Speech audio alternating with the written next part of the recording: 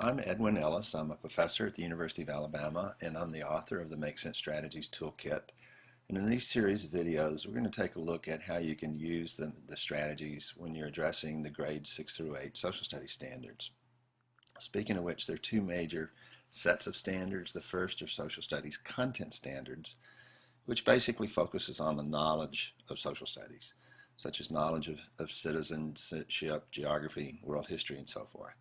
The second set of standards are based on the Common Core language arts standards for social studies or history.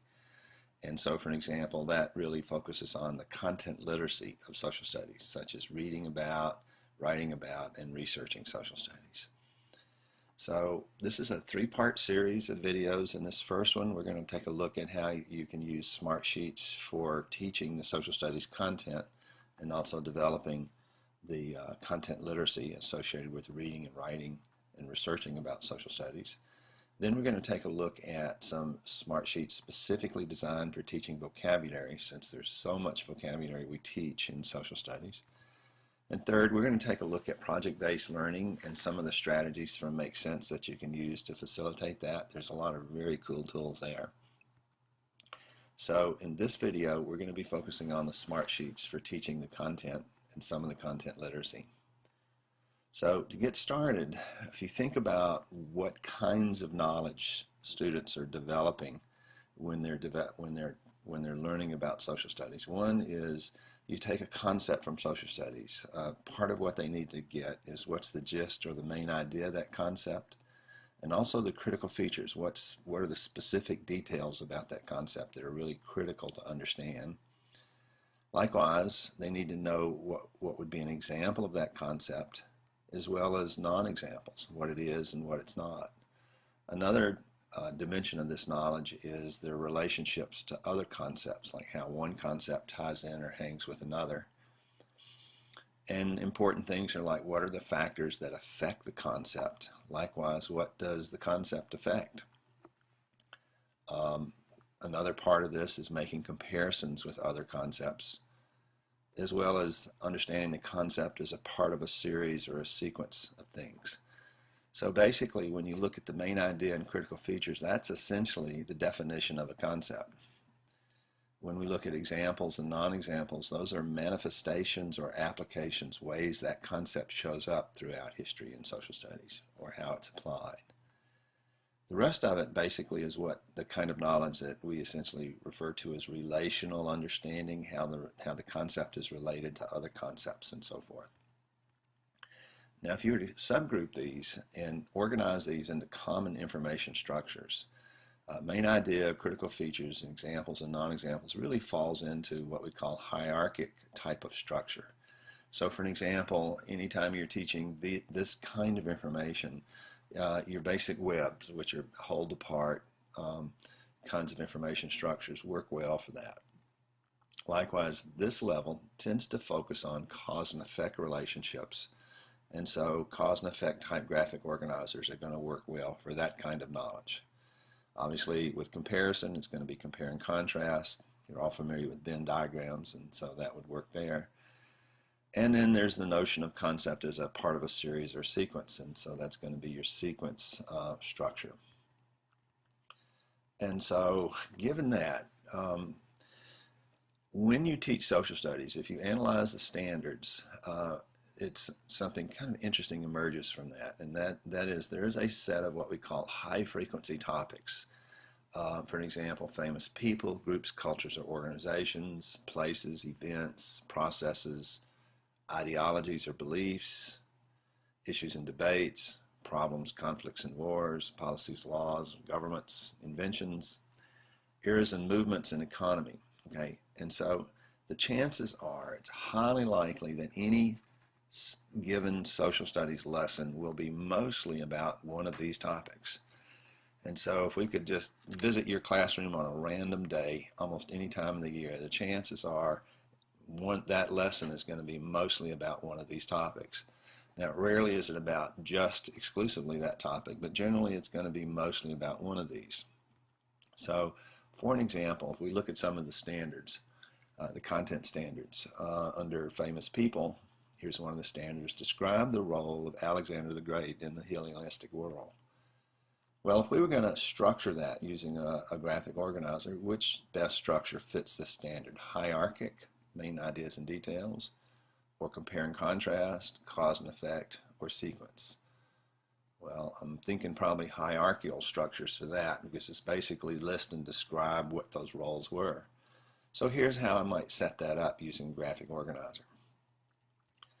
Alexander the Great, and these are the main ideas that we might address. And then as we're exploring, or we're either reading about or watching videos about or whatever, as we're encountering information that addresses these different main ideas, then we can add this in the tradition of guided note-taking. Here's another one. Describe the influence of John Locke on the government of the United States. So what would be the best way to structure that information? Probably cause and effect, because it's talking about the influence of. And so here's how I might set that up. This is called a this caused frame. And so you have this topic and is about, what's the gist of what this is about. And so you have this, which is a main idea, cause this. And then these are the details associated with each. And then down at the bottom, so what? What's important to understand about that?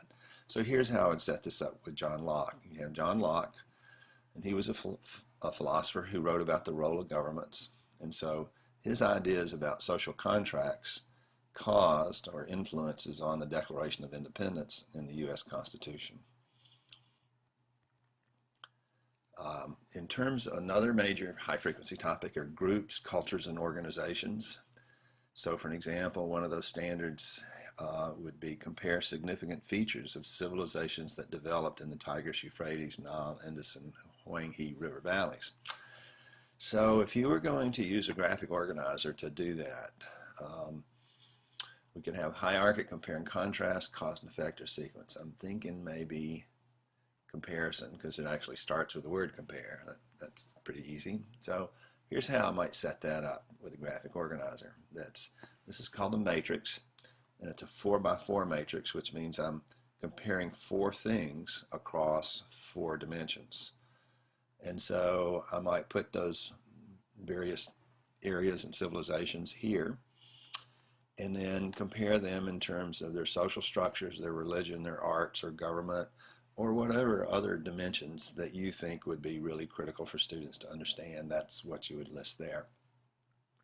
And again, if we were, for an example, watching a video on these, we would use this to structure the note-taking process. Likewise, there are a lot of other ways we can use tools like this. So for an example, we can divide the class into different groups, and each group might be assigned one of these civilizations. And so as they are reading about, if group 1 is reading about the Tigris, Euphrates, they're looking for information that would be used and take notes about that particular group of people. Likewise, group 2 might be looking at the civilizations around the Nile and looking for the same stuff, etc. And so after they're through, then what they would do is share what they found in each area. And at that point, the teacher serves as sort of the guided note-taking and models how you take notes in really precise and concise ways on the graphic, and adds any really critical information that the groups may have left out. Another high-frequency topic are places in geography. And so here's a sample. Identify geographic and political districts of legislative, executive, and judicial branches of national, state, and local governments. Well, what would be the best way to structure that? I'm thinking maybe hierarchical information.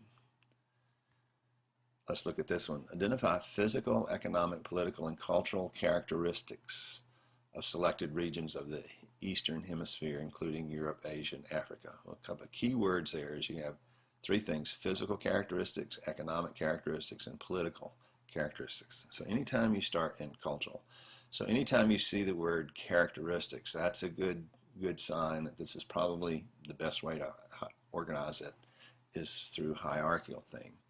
And since there are 4 of them, what I might do is have a 4 main idea typographic organizer that addresses each one of these individually. Or if I wanted to do comparison, What I might have is Europe, Asia, and Africa listed across of a matrix and across the dimensions of physical, economic, political, and cultural characteristics.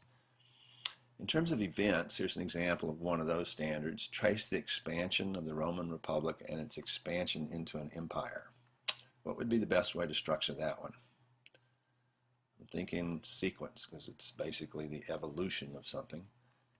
And so I might use a graphic that looks like this. This is called a four events frame, which basically is you have the something is about and what's the gist of what the whole thing's about. So this happened, so next this happened, then this happened, finally this happened. And so you have these series of details associated with it, and here's how that might look. Stages of the Roman Empire. It's about the rise and fall of the Roman Empire. And so you have the king's monarchy, the republic, the empire, and the decline. Describe the impact of new agricultural methods on manorialism and feudalism. What would be the best way to structure that? Describe the impact. Okay, the key word there being impact, that's sort of signaling cause and effect. So here's how I might set that up. Now this is called it's a type of cause and effect graphic, and it's called start with, add this frame. And so the way this works is you start with this, and then the details, and then you add this to it, a new set of circumstances, and what are the details associated with the new thing added to the situation, and what did that result in? And so for an example, this is about how the development of farming methods impacted trade and social order. And so you basically start with civilizations that use subsistence farming tactics, and then you add this to the new situation, these new agricultural methods, and then you have the details of what those methods were and so forth. And that then resulted in it impacted the use of feudalism in various ways, and so that's what we would list there. Now, so one of the ways that we can use this is kind of a guided reading type of activity, where we might be reading a passage that's addressing all three of these. And before the reading activity gets started, I would introduce this and provide these main ideas. And then as we're reading the text passage, we're looking for information that would fit into each of these various categories. In terms of processes, it's another thing that's commonly taught in social studies and history. And so an example of one of those standards is explain the process of electing political leaders. So if you were going to teach that standard, what would be the best way to structure it? Explain the process. Okay, process suggests a series of things that happen or sequence. And so here's an example of how I might set that up.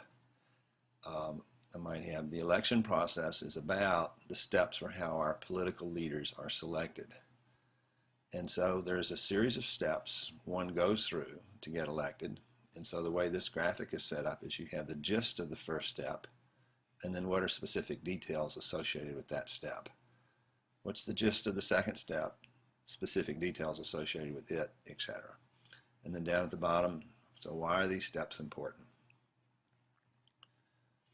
Another example with processes, let's look at this one. Explain how local and state governments are funded. Well, that could be several things, because it could be hierarchical information, because there are various dimensions to the funding. It could be comparing state versus local government funding. So here's an example of how you might set that particular standard up in terms of a comparison. Now in this case, we're going to be focusing on where the United States government gets its money. And so what I've done is look at, okay, what are the major sources of revenue? So you have personal income tax, corporate, social insurance, Social Security insurance and retirement receipts, excise tax, and other sort of random areas of income. And what we're going to do is we're going to compare that in terms of, or use this, and we're going to use this first series of text boxes to define what each of these are. And then we're going to look at, so what percentage of that money is paid to the government, and what's the tax impact, and finally, what are related terms to each of these categories that students need to know about. Now also notice that this is what's called a double conclusions. And so if you notice these boxes over here under definition, under all these different types, so what could you conclude about those different types? What could you conclude about the percentage paid to the U.S. government, the impact, and so forth. Likewise, you have conclusions down this way. So what could you conclude about personal income tax? What could you conclude about corporate income tax, and so forth? So here's an example of what that might look like when you're all done. Now, I'm going to be sharing with you a lot of samples, and we're really not going to have time to allow you to really take the time to read all of these samples in terms of what teachers or students have noted on them, okay? So if you're really interested in what the specifics are in terms of some of these individual samples, there's three options. One is you can pause the video and then take your time to really study these as we work through them. These samples are all in your handout, and so you can take a look at them there at your leisure. And also, all of these samples are going to be on the software itself, and I'll show you how to find those samples a little bit later. And so you can always go back and look at them just about any time you want. Okay, processes, we're still on that. Let's look at this one. Explain how people organize economic systems for the production, distribution, consumption of goods and services that address the basic economic questions of which goods and services will be produced, how they'll be produced,